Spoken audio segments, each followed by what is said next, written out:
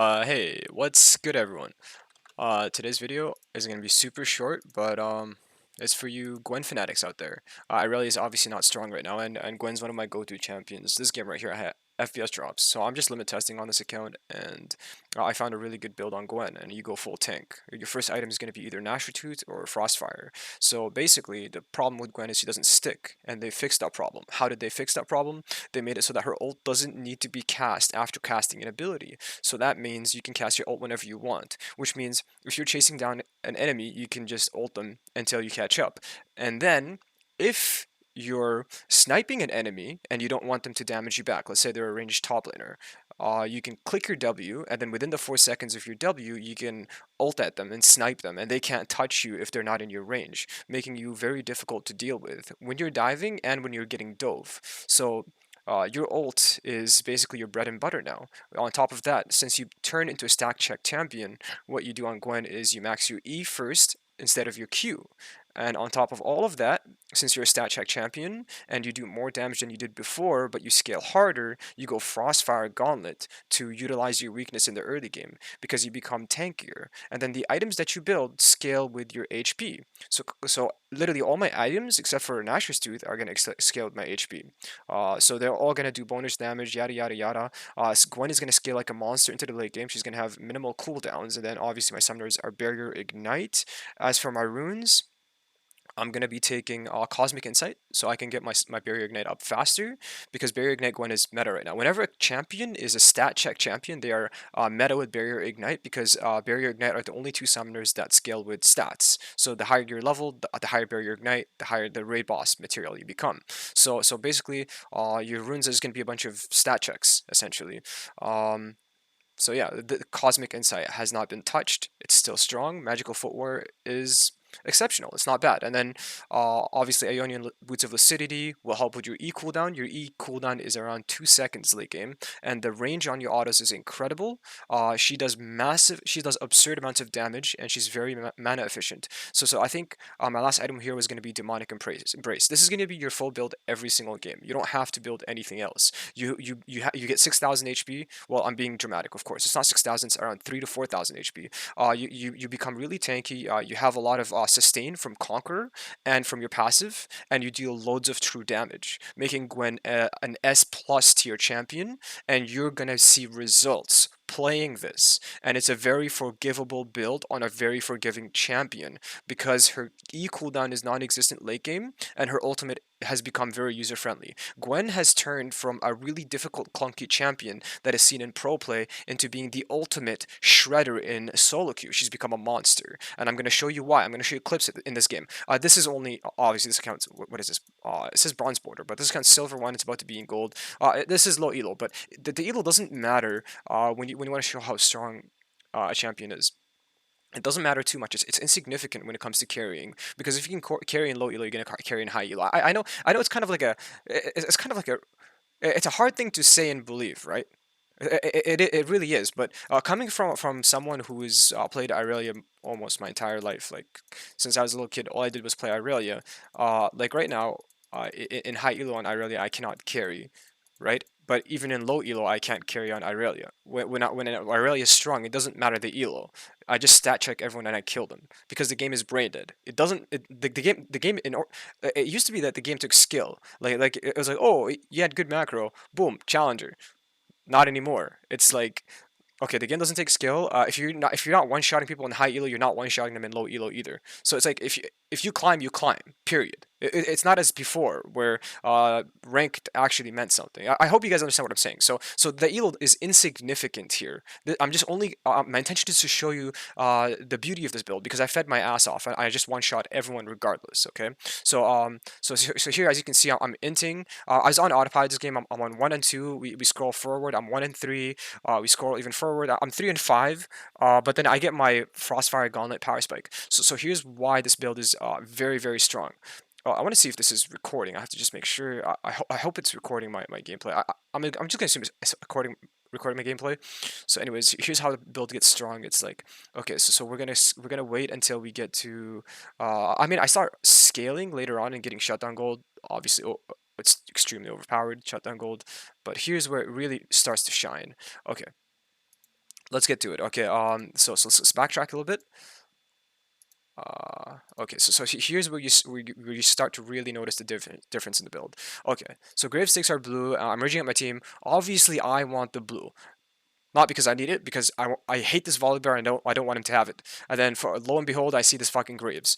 Graves is a level on me, and I'm tanky with this build. Okay, I have 3 items plus boots, and I get my movement speed. So this build has zero weakness. You're getting movement speed, you're getting AP, you're getting cooldowns, you're getting everything. You don't need that much AP because you deal true damage, and your cooldowns are non-existent. 2 seconds is nothing on Q. It's her bread and butter ability that does. It's like you're consistently dealing 300 damage. It's true damage on a low cooldown. It doesn't matter who your target is. It doesn't matter if they're squishy or not, because your abilities allow you to do bonus damage to players with more health. So this build has zero weakness. Zero weakness, okay? It's fuck any other mythic. This Frostfire Gauntlet is the best mythic because Gwen has a hard time sticking to her targets. So Frostfire Gauntlet covers that. So here we go. Okay, I engage with my ult, because that's all I have to do. I just have to ult him down until I can just catch up to him and just E at him. And every time I got 4 stacks, I click Q. It's so easy, right? So just keep watching. And obviously, I click my W. My W is there just in case he stands a chance. My W is like a pie on top of a pie. And then if my W is there and he still stands a chance, then I click my barrier, which is on the pie on top of the pie. It's like a layered cake.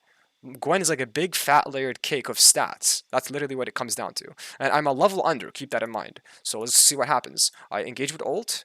Oh, he's escaping. Oh, Red Smite. Oh, wow, OP. Good job. Red Smite is literally barrier ignite on 10-second cooldown. But anyways, I missed my ult. Whatever, it doesn't matter. It's just an ult. Oh, I miss it again, by the way. I miss it again. I whiffed it here and I whiffed it here because I'm a bad player. Well, not because I'm ult tabbed the whole game. I was literally limit testing. So I missed my ult except for one charge, okay? And then I just literally mow him down with my E, and then he just gets perma slowed. Okay. Oh, well, I misplayed, so time to pop my barrier. Okay, and then now he has to flash away. I popped my barrier, it didn't even do anything. So I missed every single thing. I feel like I missed my Q as well. All I did was literally auto him to death, and he's Graves. He shouldn't get auto to death like that. He should auto me, but he didn't. He flashed away like a little bitch. And then what do? I don't even have to go back to base.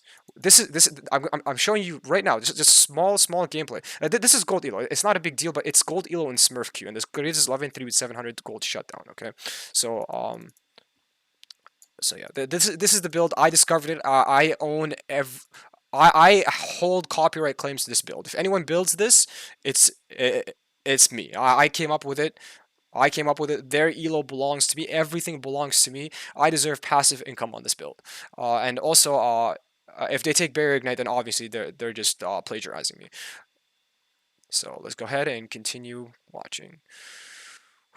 Okay, so go on, walk. Okay, so more. Level 15 Kale. Level 15 Kale with red buff. With me, with only 1000 HP.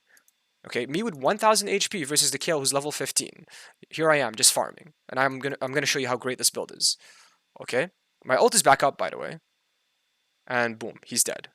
He didn't have ult. His ult was on cooldown, to be fair, or he would have had a better chance. But anyways, so I go on, and then I recall. So the reason I recall here is because I want to push out mid because dragon's spawning and then go back top. So I don't ever want to split with this build. You can, I mean, you don't ever. I don't ever want to group with this build. Why would I group with this build? Why would I risk grouping with this build when I can split in 1v2? Or 1v3, or literally end the game. There's nobody that can stop me, right? And I was very fortunate that Kill didn't have ult there because he's trash. But let's see. Um, okay. Okay. Just gonna continue. Uh, okay, so again, same thing. This time I land my ults, and I'm permanently slowing him. And then, boom, Frostfire Gauntlet to continue to slow him. And then, here I misplayed, because I clicked stop. I haven't played in a really long time. I clicked stop. I didn't mean to click stop. I meant to chase. If I chase with my auto there, because my E's on a non-cooldown. If I continued to walk up, I would have killed him. But I misplayed, so I have to go back. And so look at my mana levels. I don't have much mana left, 300. Okay, so she's incredibly mana efficient. I shouldn't have this much mana. But anyways, I W here. True damage. Okay. There it is. I tank everything, by the way.